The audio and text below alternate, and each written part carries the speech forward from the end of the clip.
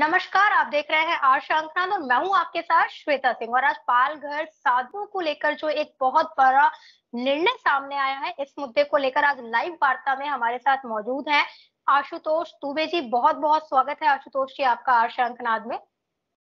धन्यवाद धन्यवाद।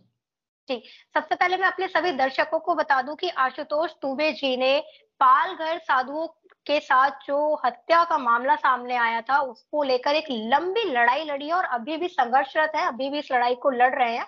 आशुतोष जी, मेरा आपसे सवाल होगा, आपने पालघर में हुए साधुओं की हत्या पर पीआईएल दाखिल किया था, कितना लंबा रहा जी, है ये संघर्ष? देखिए शायद ये बहुत कम लोगों को पता है कि मैं पालघर में ही रहता हूँ। जो मेरा मूल निवास है वो पालघर का ही है 20 साल से। और ये जो मामला हुआ था ये 16 अप्रैल 2020 को हुआ था। जब दो साधु और एक ड्राइवर किसी के अंतिम संस्कार के लिए जा रहे थे, तो उस समय लॉकडाउन का समय था। और उस समय रोड पर पुलिस के दौरे बहुत थे, तो उन्होंने कहा कि आप इस हाईवे से नहीं जा सकते, तो उन्होंने गांव का मार्ग अपनाया था। तो उस समय यहाँ पालघर में कहीं कहीं जगह बच्चा चोर का अफवाह फैला था कि बच्चे चोरी हो रहे हैं। तो गांव में पहले से ही जो मॉब थे वो जमी हुई थी। तो जिस तरह पालघर साधुओं को वहां रोक कर उनकी निर्मम तरीके से हत्या की गई। तो ये आप देखेंगे 16 अप्रैल 2020 को यह घटना हुई है। और जो मैंने जनहित याचिका राष्ट्रीय विद्वत परिषद के द्वारा दाखिल की थी बॉम्बे हाईकोर्ट में, उसकी जो तिथि है वो 29 सितंबर 2020 है। आप अप्रैल और सितंबर इन दोनों का गैप दे सकते हैं। मैंने समय दिया था कि महाराष्ट्र सरकार और प्रशासन क्या ये दोनों काबिल है कि इन चीजों पर न्याय दिला सकती है, लेकिन मुझे वो काबिल नहीं लगे। और इन बीचों में मुझे बहुत संघर्ष करना पड़ा, क्योंकि बीच में जो गृह मंत्री थे अनिल देशमुख जी, उन्होंने बताया था कि लोग इसको कम्युनल एंगल दे रहे हैं। तो जिस पर कुछ लोग बोलने से डरने लगे कि अगर वो इस पर कुछ टिप्पणी करेंगे तो वो गिरफ्तार हो सकते हैं। इस वजह से लोग बोलने से डर रहे थे, आवाज उठाने से डर रहे थे। इस मामले को दबाने की पूरी कोशिश की गई थी। माना तो ऐसा भी जा रहा था कि इस मामले में किसी नेता को भी बचाया जा रहा था, क्योंकि जब मॉब लिंचिंग हो रही थी, उस लिंचिंग के दौरान कोई तो नेता उस समय वहां आया था जहां बोला गया था कि दादा आले। वो दादा कौन है, कहां से आया था, कौन से पार्टी का था, आज तक नहीं पता चला। और इस मामले की जांच भी नहीं हुई। हालांकि आप जानते होंगे कि उस समय पालघर में एक गौरव सिंह नामक 3 स्टार पुलिस भी थे, एपीए। उनको भी उनकी ट्रांसफर कर दी गई थी, क्योंकि उनके पास पुख्ता सबूत थे। बीच में एक एडवोकेट की घाट में हत्या भी हो गई थी एक्सीडेंट द्वारा। तो ऐसे बहुत सारे तथ्य हैं जो छुपाए गए और जो हमारे सामने आज तक नहीं आ पाई हैं। तो संघर्ष तो बिल्कुल बहुत करना पड़ा। जी बिल्कुल। उद्धव सरकार जब सरकार सत्ता में थी तो उस वक्त इस मामले को दबाया गया, रोका गया। लेकिन अब जब एकनाथ शिंदे की सरकार आई है और आपने उन्हें लेटर भी लिखा था, जिसके बाद सुप्रीम कोर्ट ने सीबीआई को जो है ये केस ऑर्डर सौंप दिया है, जांच के आदेश दे दिए हैं, इस पर आप क्या कहेंगे? देखिए जब मैंने 29 सितंबर 2020 को ये पीएल दाखिल किया था, तो महाराष्ट्र सरकार द्वारा मेरे पीएल पर स्थगित रोक लगाकर ये कहा गया था कि जब तक अगले आदेश सुप्रीम कोर्ट से नहीं आती कि इस पर हम क्या करें क्या नहीं करें, तब तक आपके पीएल पर रोक लगाई जाती है। उस वक्त से लेकर तब से मैं रोड पर उतर कर यहाँ वहाँ हर जगह मैंने हर जगह का ये अनगिनत मांग की है कि किसी तरह ये मेरी आवाज सरकार तक जाए। नहीं जा पाई और मैं खुद निराशाजनक, मतलब मैं निराशा ही प्राप्त किया, हमेशा निराश प्राप्त किया था। लेकिन जब उद्धव सरकार गिरी और देवेंद्र फडणवीस जी और एकनाथ शिंदे जी सत्ते में आए, तो मुझे कहीं न कहीं मेरी उम्मीद जाग गई और मैंने उस समय उन्हें पत्र लिखा और पत्र में ये भी कहा कि इस पर सीबीआई की जाँच होनी चाहिए। और मुझे लगता है कि ये केस अधूरा इन्वेस्टिगेट हुआ है, तो इसे पूरी तरह से इन्वेस्टिगेट किया जाना चाहिए, ताकि जो तथ्य छुपाए गए हैं इसके अंदर, उन तथ्यों को बाहर लाया जा सके। कुछ चीजें इसमें छुपी हुई हैं, उन्हें भी बाहर लाया जा सके। इसलिए समय तो लगा, लेकिन मुझे एकनाथ शिंदे जी के सत्ता में आने से बहुत उम्मीद है। जी बिल्कुल। पिछली सरकार साधुओं की हत्या के मामले को आखिर क्यों दबाना चाह रही थी? इसके पीछे आपको क्या लगता है, क्या कारण हो सकता है? देखिए, इसके पीछे कारण बहुत है। मैं अभी उँगली में गिनाना चालू करूँगा तो उँगली कम पड़ जाएँगी। तो एक कारण मैं ज़रूर बताना चाहूँगा। मेरे ख़्याल से उद्धव जी जो बाला साहब ठाकरे जी के बेटे हैं, बाला साहब ठाकरे जी के जो विचारधारा थी वो बिल्कुल अलग थी। वो एक कट्टर हिंदुत्ववादी थे।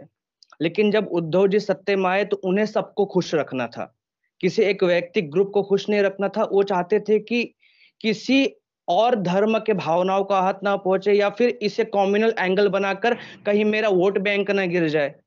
इसलिए इस मामले को दबाया जा रहा था, ताकि उस समय बहुत चल रहा था, आप देखे होंगे कि जो शिवसेना का बैनर हरे रंग, सॉरी, भगवे रंग में आता था, वो हरे रंग में आने लगा था। तो उस समय ये चीजें थी थोड़ा, कि ताकि ये मामले को दबाया जा सके, लेकिन अब उम्मीद है। जी, बिल्कुल, आपसे मेरा एक बहुत बड़ा और एक गंभीर प्रश्न है आशुतोष जी, जैसे कि आप लॉयर भी हैं, बहुत सारे केसेज़ आपके पास आते होंगे, बहुत सारे समुदाय से भी आते होंगे, लेकिन जी। हिंदुओं को न्याय मिलना इस देश में इतना कठिन क्यों है? देखिए, आप जानते हैं, ये अक्सर कहा भी जाता है कि हिंदू सहनशील है। हिंदू अभी हिंदू पर बहुत सारे दबाव हैं। अभी होता क्या है कि जो हिंदू शब्द ये अपने आप में ही एक बहुत बड़ा अब मायने रखने वाला शब्द है, लेकिन इन इन शब्दों का मायने लोगों को नहीं समझ रहा है।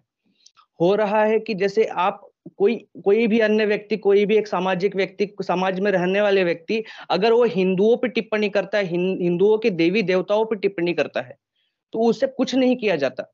लेकिन अगर आज मैं यहाँ बैठकर, यहाँ लाइव इंटरव्यू में अगर मैं कुछ अन्य धर्मों पर टिप्पणी कर देता हूँ, तो शायद कल मैं भी गिरफ्तार हो सकता हूँ।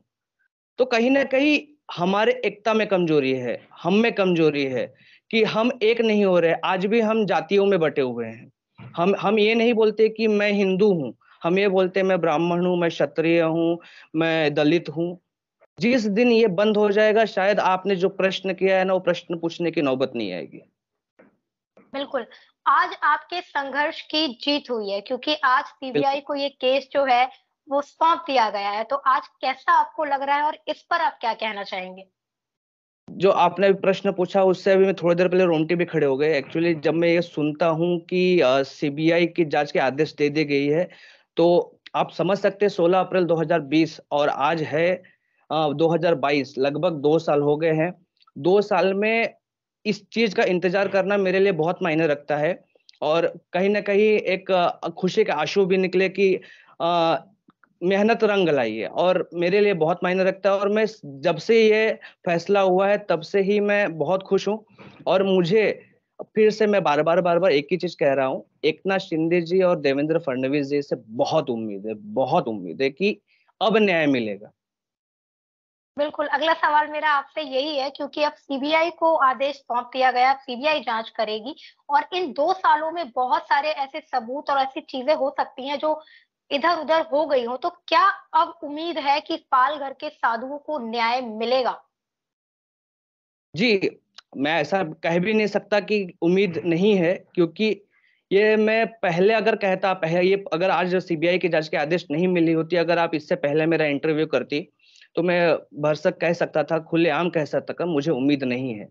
लेकिन एकनाथ शिंदे जी और देवेंद्र फडणवीस जी, ये हमेशा हिंदुत्व को आगे रखा है उन्होंने, हिंदुत्ववादी विचार रखा है उन्होंने, और हमेशा उन्होंने न्याय की बातें की है। जब वो सत्ता में नहीं थे, तभी भी उनके तरफ से ही, बीजेपी के तरफ से ही ये सारे पालघर साधुओं पे मुद्दा उठाना चालू किया गया था।